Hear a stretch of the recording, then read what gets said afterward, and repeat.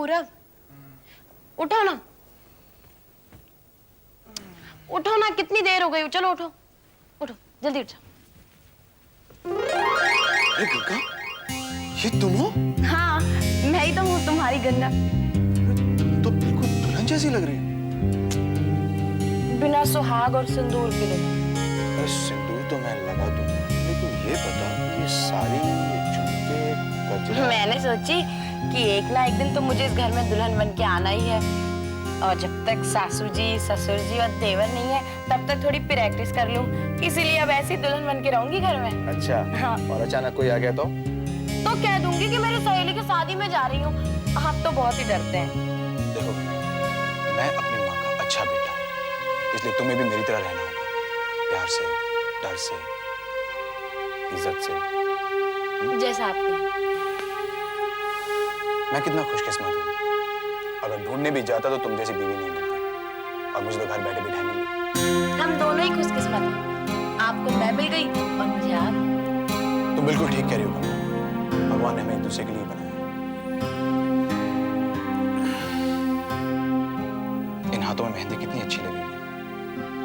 वो तो जब लगेगी तब देखा जाएगा, अभी तो इन हाथों को बहुत काम करना है। ज्यादा दिन नहीं गंगा, ज्यादा दिन नहीं।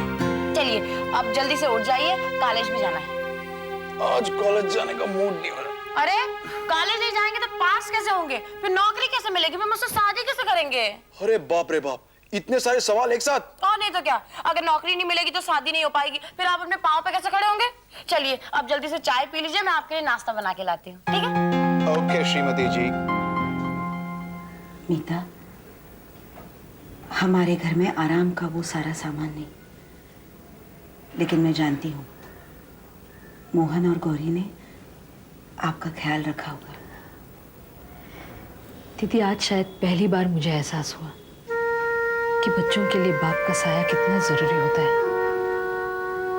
आज सुबह इन्हें जगाने गई तो देखा इनकी एक तरफ मोहन और दूसरी तरफ गौरी सोई थी, बिल्कुल छोटे बच्चों की तरह। बच्चे ही तो थे जब ये हमें छोड़कर चले गए थे। शायद अपने पिताजी के साथ सोकर उन्होंने वो कमी पूरी कर ली हो जो जिंदगी भर महसूस करते आए हैं।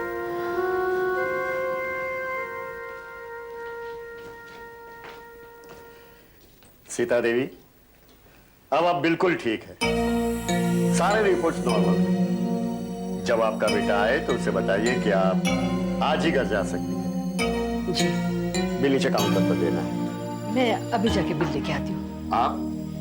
मैं इनकी छोटी बहन हूँ और जनार्दन जी इनके पति हैं। ओह, मैं अभी आती हूँ।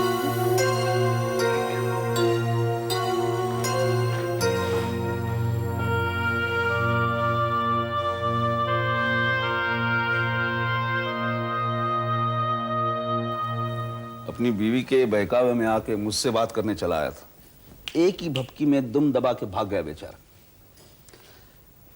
नहीं दुलारे, मुझे नहीं लगता दोबारा वो मेरे सामने आने की हिम्मत तक करेगा।